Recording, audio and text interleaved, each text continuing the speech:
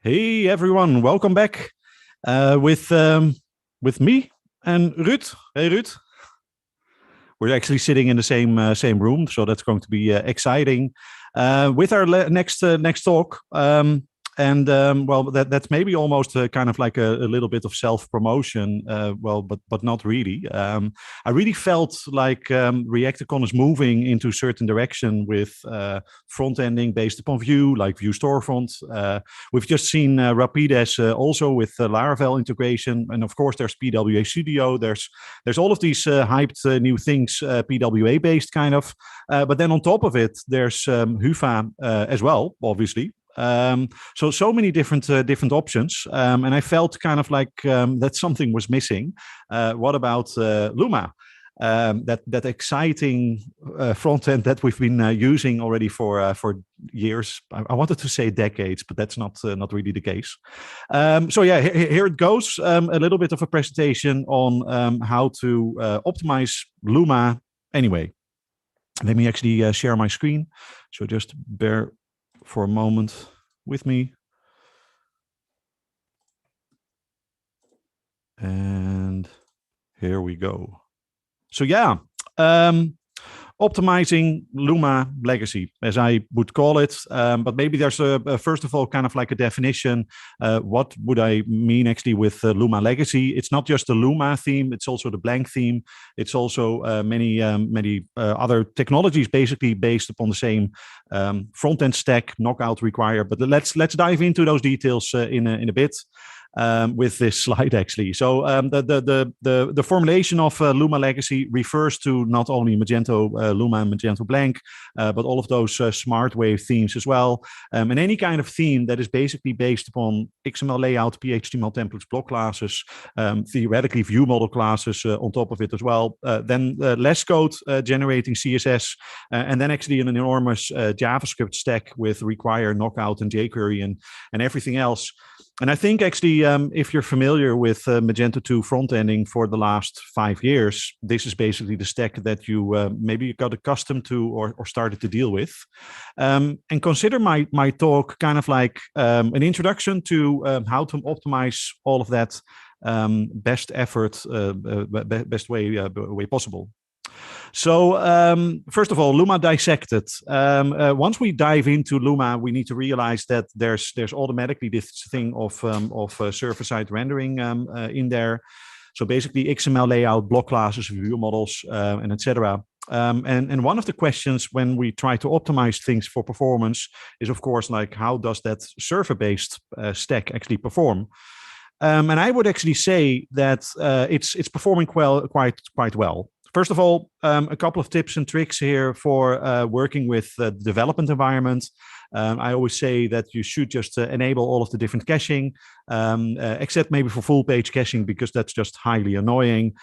Make sure to use the Mage2TV cache cleaner because it's awesome, and the creator of Mage2TV cache cleaner is also awesome, Vinay. If you like Xdebug, make sure to enable the so-called on-demand mode so that Xdebug is disabled by default. And once you actually want to use it, then only at that moment you're going to enable Xdebug.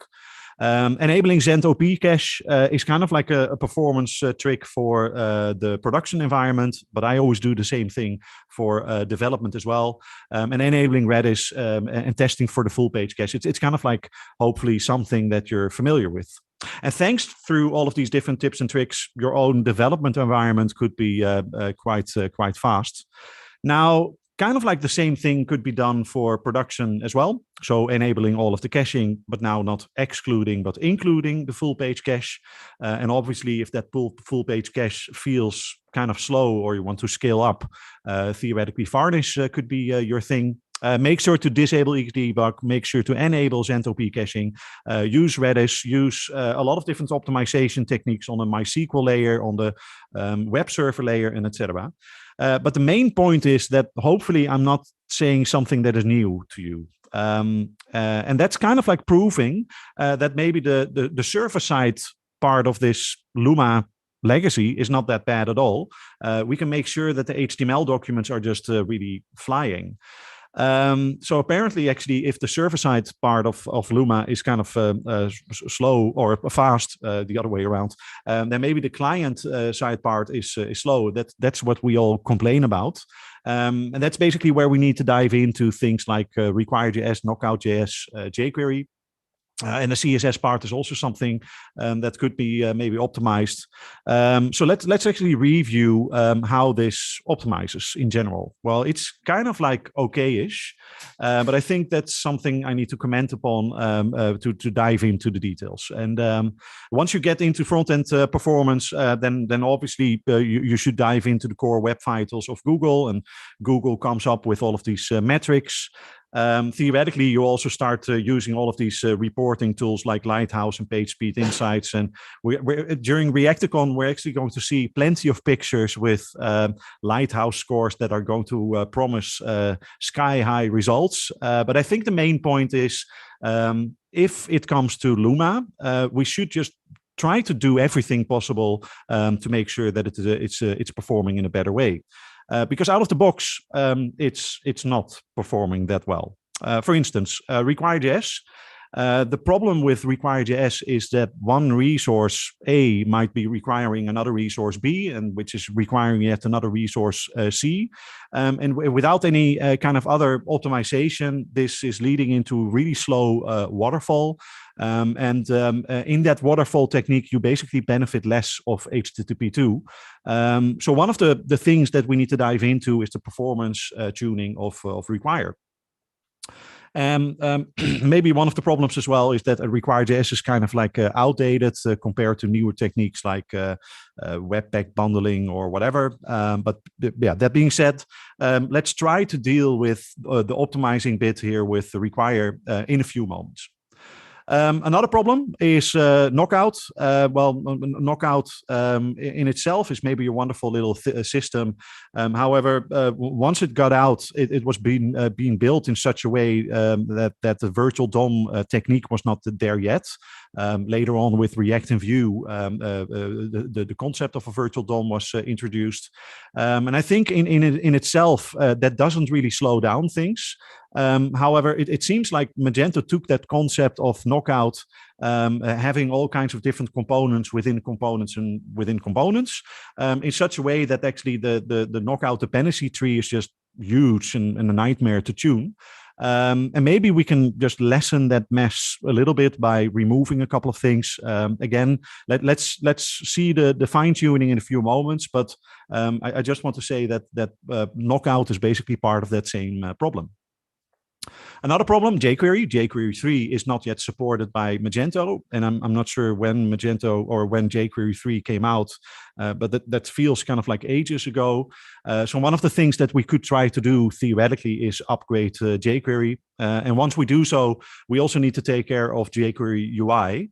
And actually, one of the progress bits of Magento in the last couple of years was actually to support jQuery UI in a different way. So instead of having a dependency between your own code and jQuery UI as a total library, like the little coding example here in the top, there should be actually a dependency with a specific jQuery UI module. And then specifically, theoretically, if all of the different modules, all of the different third-party extensions out there are supporting that jQuery UI modularity in the right way, then actually jQuery UI is not loaded in full anymore, and therefore actually the compatibility is just the performance load is just less. Anyway, so this is again part of that talk of how to optimize things. And actually, I think this is tip number one. Make sure that jQuery UI, once it's being used somewhere in the source code, that actually the dependency is never with jQuery UI as a total thing, but always with one of its specific modules. And if you want to know what kind of modules are there, open up this file called compat.js. That should lead into the right clue. Now, finally, there's the problem of less and CSS, and I'm not going to dive into it too much, but I think for the major part, the compilation is just a nightmare.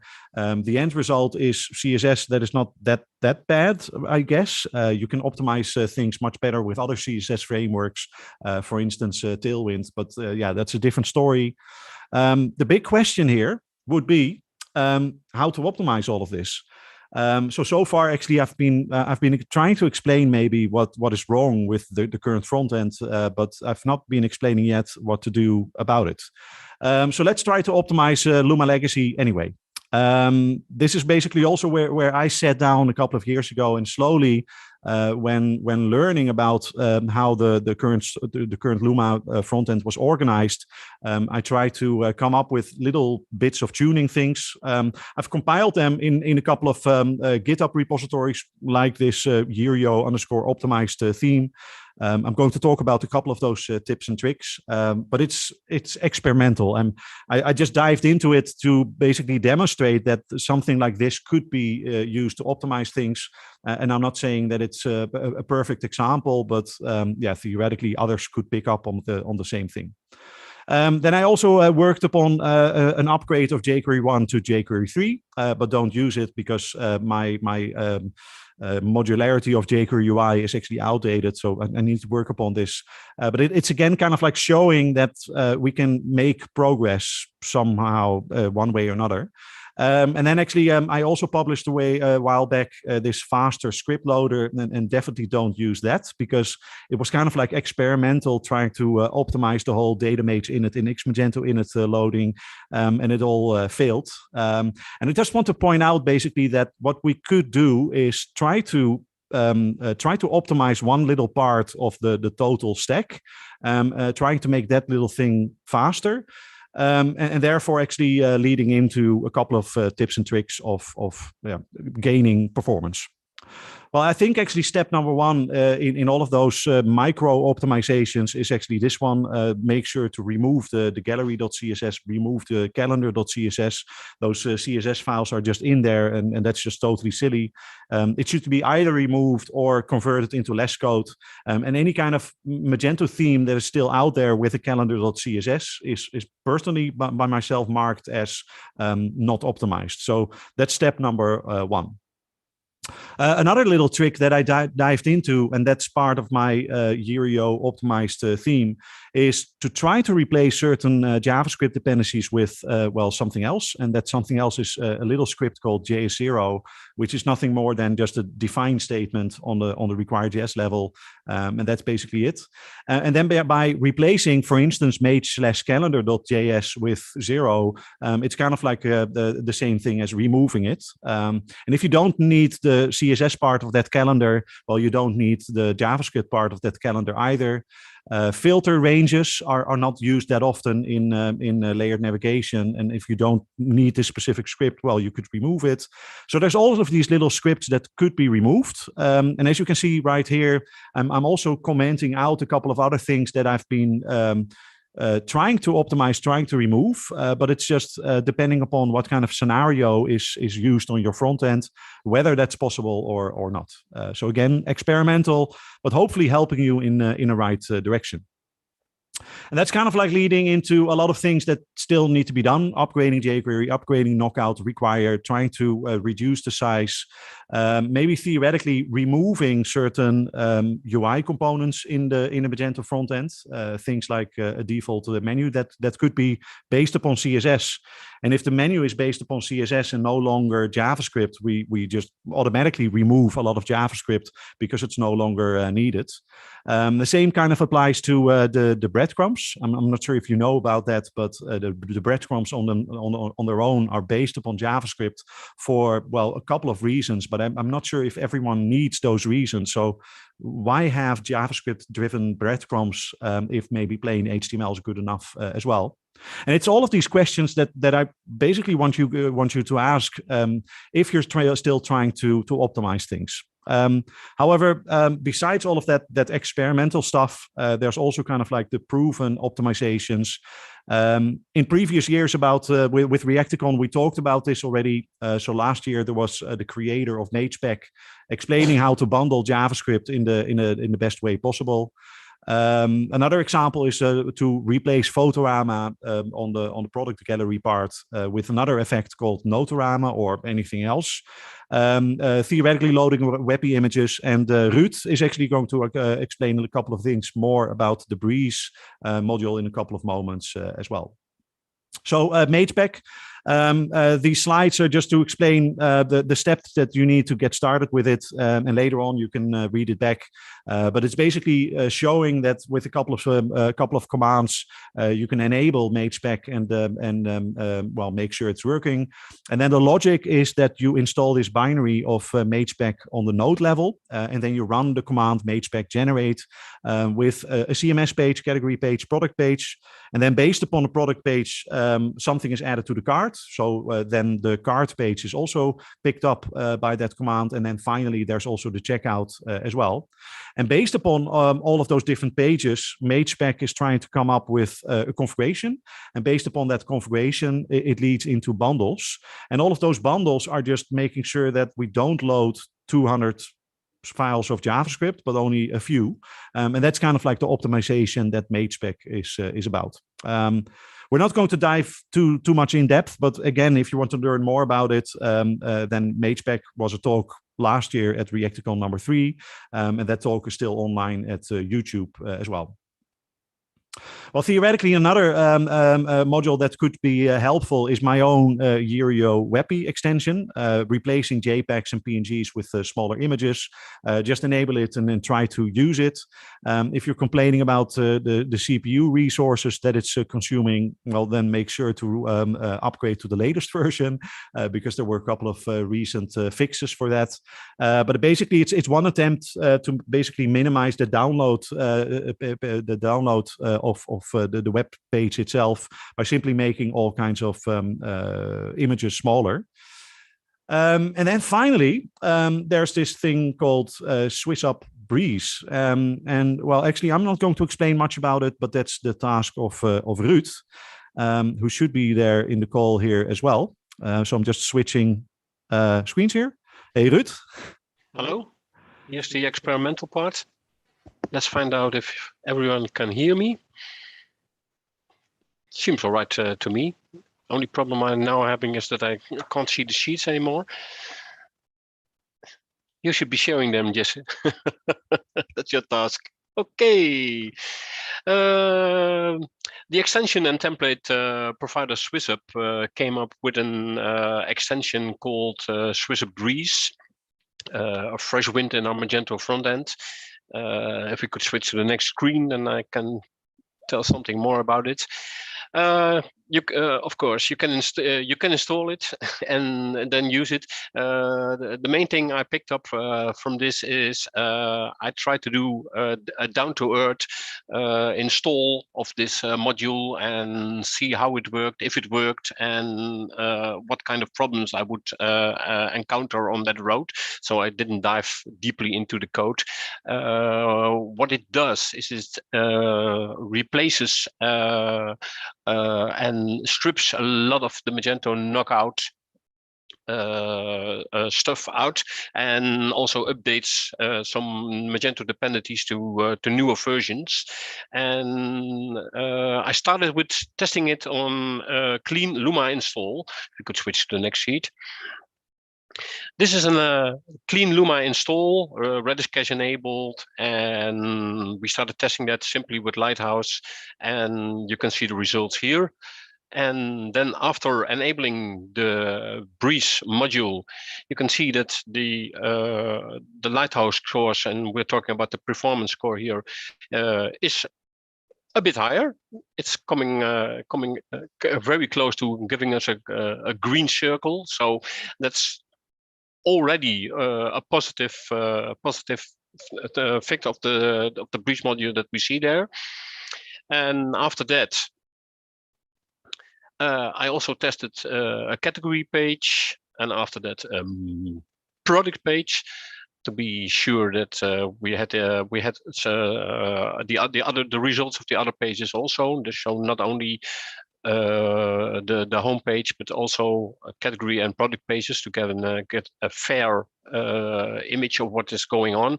And we can see that on the clean Luma with the default sample data, we actually get a good performance boost from installing the Breeze module, the Breeze extension. After that, I thought it would be a good idea not just testing it on this clean Luma with the clean with the clean install, but actually test it on the sites of one of my customers who has a Luma-based team, and also test that for the home category and product page. And as you can see on this overview, with Breeze, we get a significant increase in our speed, in our performance. But I have to note that although this was a Luma-based team, I also had to disable some extensions because they were using other JavaScript libraries, which are not yet in the concept of Breeze, because you have to. It will strip all the JavaScript from your other extensions away, and you have to make your extensions compatible to use it with this. But okay, based on this, it's a good performance upgrade. Okay, I also did it with a Snowdog-based team.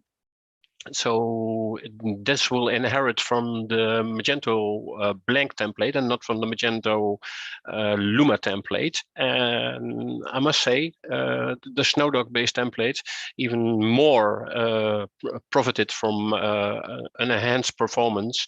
But the same problem, as soon as you use extension from third-party providers, you will get some significant problems that you have to solve if you want to use this as a way of having a more performant front end.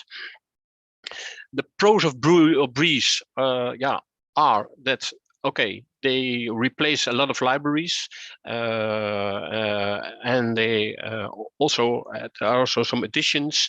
You can find all those very good documented on the Swiss Up Labs website if you want to read into that. Again, for me, the cons of looking in and using an extension as this for optimizing your front end lie in the fact that if you dive in completely, and you will be responsible yourself for getting all your extensions used compatible with Breeze, and you will have to maintain them also. So that's the problem I see. Otherwise, I do think it's a very nice way of make your front end more performance. And everything you want to read about it, you can find it in this. So it's a nice update, but there are always buts with everything you do, with everything just explained. You will have to maintain all those things yourself. With every update, you have to look in what will change and so on. So there are always choices to make. Those choices also are there if you choose to switch to a completely other front end, go headless, and so on. It's a dive. It's a choice you have to make. But if you have to do that and you seriously want to do that, you should very carefully look into what solutions you choose. So upgrading or your Luma front end to another level, or switching to a complete other front end, that's a choice you could dive in, and that's where this Reacticon front end 4 is for, so you can find all those things. J-Man, back to you. Yeah, so just a second, I'm just switching screens again here. Yeah, so that's basically also it for the presentation. Basically, once you dive into performance tuning, I think with Luma, there's ways to get more performance. And if you would say that there's kind of like a required step or a series of required steps to make sure that the front end is optimized best effort, then I definitely would say that MageSpec and WebP and Notorama and all of these other things are part of it. But yeah, for us, Breeze was kind of like a newcomer into that game. But yeah, the nice thing, as Ruud showed you, is actually that there's a couple of replacements in JavaScript, and that's basically leading into also the Breeze front end lowering the number of JavaScripts with kind of like half. So if you have a normal Luma front end with about 200 scripts, then actually with Breeze you only have 100. And that's kind of like impressive because with all of those micro optimizings, again, it becomes worthwhile to maybe still use Luma. However, I mentioned all the way in the beginning that putting a lot of effort into trying to optimize Luma through Breeze and MageSpec and WebP and Notorama and etc. Is maybe something that you need to do because you're still stuck on Luma. But basically, with Reacticon, the focus is upon all of these newer front ends, and all together with Hufa and Vue Storefront and PWA Studio, and now also something like Rapides. I think there's so many front ends already to choose from, so that slowly it becomes a little bit awkward to try to optimize Luma anyway. And that's kind of like the reason why this talk is still in there. Not basically to put you off if you're still using Luma, but maybe to do that anyway, to put you off, because it's so troublesome. It's so much effort, and for what? So one of the things that I started to wonder is basically also that if you don't have a strategy yet of getting away from Luma, then what is your strategy then? Are you going to stay with Luma for another 5 years? Or are you going to move into one of the front ends, or theoretically go away from Magento altogether? And that's basically what Reacticon is also about.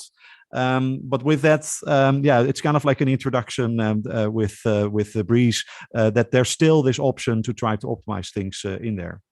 Hey, and Ruud, you just asked, or you just mentioned earlier as well, that basically optimizing Breeze also involves creating all of these compatibility modules, or I'm using a Hufa terminology for that, but you need to make extensions compatible with Breeze before you get actually the best results.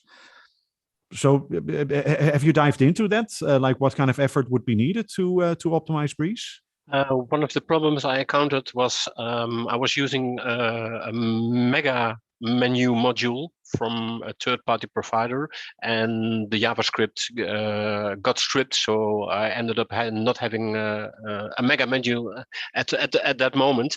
I looked into that if it was a simple solution, and it wasn't a simple solution. So I had to dive deeper and see that, and then you have to write your own JavaScript or change that JavaScript so that you still have still can work with the menu. I must say Swiss Labs are working on getting the most used third-party modules available, and they also offer you, if you have a module that you want to change, to tell them, and then they will help you get that module compatible. But okay, it's not. It's changing all the time. So as a developer, 6 months later, you could be confronted with the same problem and so on. So I don't have the feel that I want to do that. If I'm going to switch, I'm going to switch the complete front end and work on something completely new. That's just my feeling about this. Yeah, and then that being said, if you dive into Hufa, if you dive into PWA Studio, if you dive into Vue Storefront, with all of those different front ends, this problem of extension still pops up, right? So I think that's also the reality maybe of letting go of the old front end. Basically means that for now, all of those extension providers are only building their own extensions for Luma. And as long as there's not a single replacement of Luma, that could be Breeze, that could be Vue Storefront, that could be whatever. As long as that's not the situation, we're going to have multiple front ends. And that basically also means that extensibility with third-party extensions is going to be an issue. Anyway, so I think we had a couple of questions coming in as well from a certain Jacob. What is the main JavaScript library used in Breeze? Alpine, jQuery, Mithril, other.js. That's actually, I think, already answered by Vinay, but it's basically the same stack. So it's still jQuery, it's still Knockout, it's still Require.js as well, but organized in a different way. And basically the rubbish is simply just rewritten to be a little bit better. However, the require statements are organized in a different way. So that's basically the difficulty with third-party extensions. If you are depending upon something that is rewritten by them to be smarter and more effective, then that third-party extension needs to be rewritten as well. So yeah, that's kind of like a small limitation. And other than that, but we gave a little bit of a presentation about Breeze in the hope that at least it's giving you a couple of impressions of what you could do still within Luma to get things going. And unfortunately, the creator of that Breeze module, Fofa, if I'm correct. Something like that. He couldn't be in there here in Reacticon, but with our presentation, basically, we wanted to thank him anyway for making this Breeze module available to the Magento community free of charge. So it's open source. It's there to be improved and used by anyone who still wants to dive into Luma. But yeah, that being said, it's moved that topic all the way to the beginning of Reacticon so that we can maybe focus upon more fun stuff like modern technologies, modern front ends in the upcoming days anyway. So that's what we're going to do right there just with that. Let me actually see if there's yet another question, but I think that's it for now.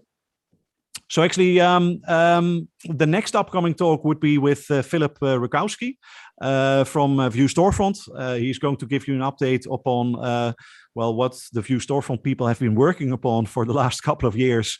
And I think that's kind of exciting, especially because his story is going to be followed up with Heitor Ribeiro, if I'm pronouncing that correctly, most likely not. But he's going to announce, or he's going to dive into the big news for the Magento community, which is that Vue Storefront 2 is now also compatible with Magento 2.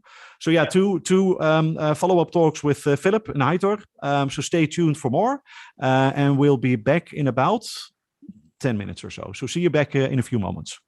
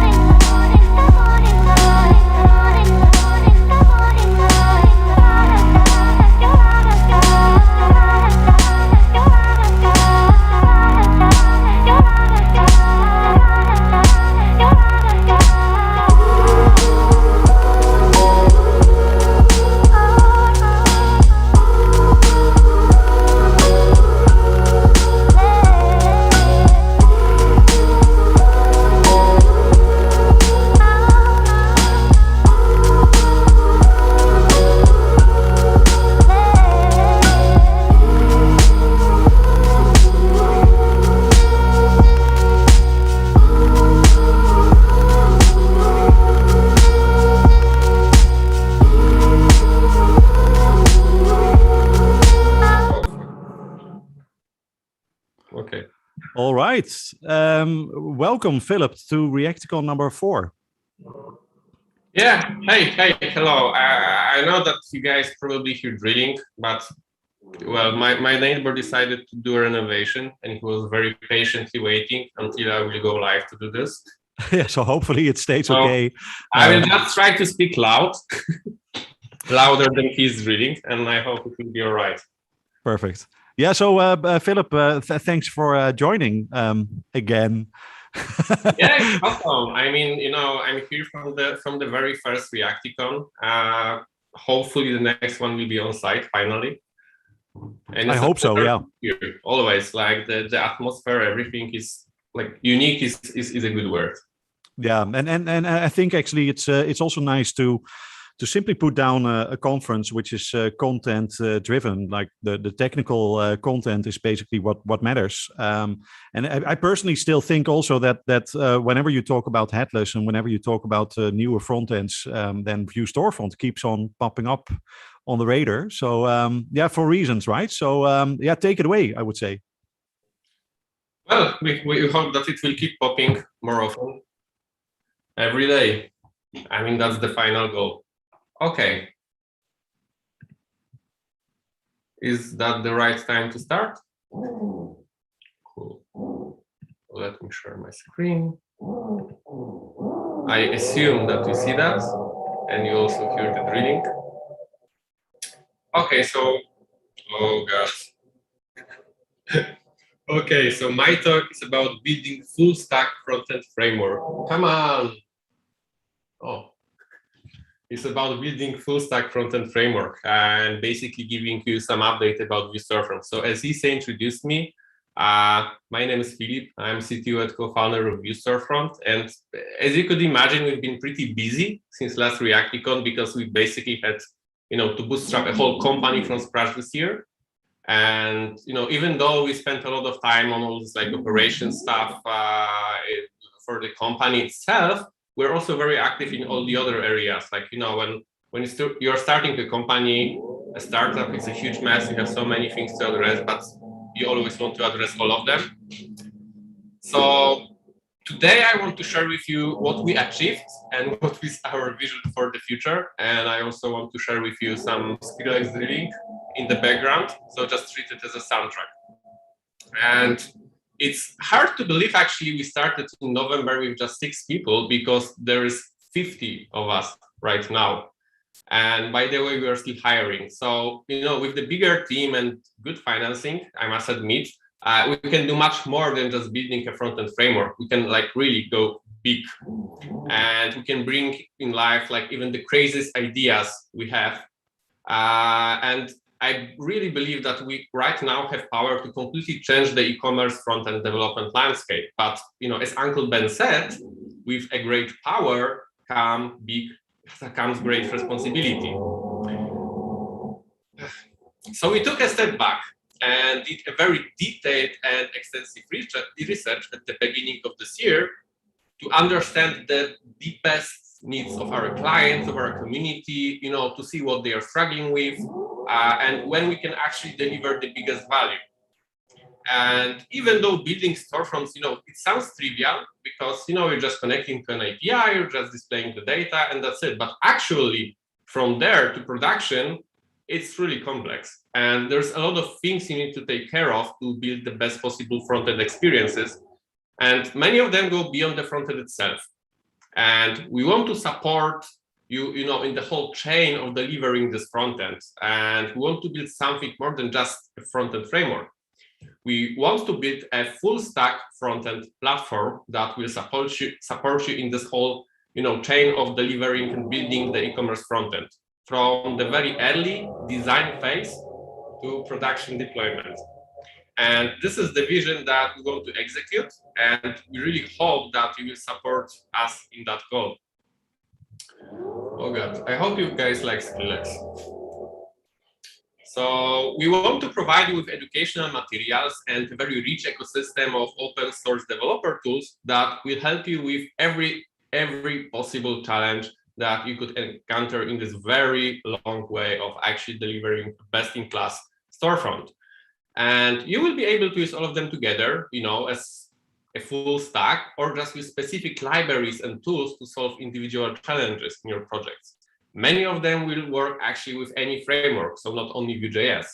And remember that Vue Storefront is and always will be made for developers. And there's a lot of companies that actually and front-end frameworks that actually position themselves as tools for marketers, and we're not one of them. Our goal is and always will be to serve developers and build tools for them. And this is my promise to you. We want to actually support you in the key 3 stages of the headless storefront development lifecycle. And one of them is basically connecting different services. Headless commerce is allowing us, to use this best of breed tools for each use case, but it also introduces a lot of additional challenges, because at some point we are using sometimes even 20 different services for our e-commerce, sometimes even more. And querying many domains and data sources in one app, it usually leads to performance issues, not to mention security and a lot of other stuff. And this is why it's crucial to have a tool that is actually allowing you to orchestrate them. And to solve that problem, we are giving you Vue Storefront middleware. And it is a simple and scalable API gateway based on Express.js that is basically allowing you, to connect different data sources from different providers and query them on the front end in the same way through the single API. And we can also easily merge different data sources and release and cache them and optimize your front-end requests. So it will work with both GraphQL and REST APIs. I mean, it works with both actually. And for a better development experience, we also thought that it would be nice to make it easier to run within the Nuxt process. So you can actually run this gateway with a single command along with your front end. And soon we also plan to release a variant based on the Apollo gateway to have a first-class GraphQL experience. So we'll have both options for Express and Apollo GraphQL. Oh, I think they stopped. Nice. So nice you connect your data sources. It's time to build the front end itself, because right now we haven't done anything in that area. And this is where we're able to help the most so far. And we want to be even better at this. Oh, come on. We know, that there's a lot of repetitive groundwork actually when you're building a storefront that needs to happen actually before you build anything that is specific to your project. Like this data orchestration is one thing, but you need to take care of choosing the framework, managing the cache, linking, UI, all the different things. And we actually want Vue Storefront to be a perfect starting point for you for your next e-commerce project that has all this groundwork done already. So it's connected to all the services of your choice, with almost all the codes from UI and business logic exposed and ready for scaling in any direction you could imagine. And the storefront is based on absolutely amazing Nuxt.js, which I hope many of you know, with a small flavors of TypeScript. And another challenge is building delightful UIs and design systems around them. So I've seen how many iterations it takes for our clients and even for agencies to actually create a healthy design system, then to move that into component library, then to make this component library accessible, to make it work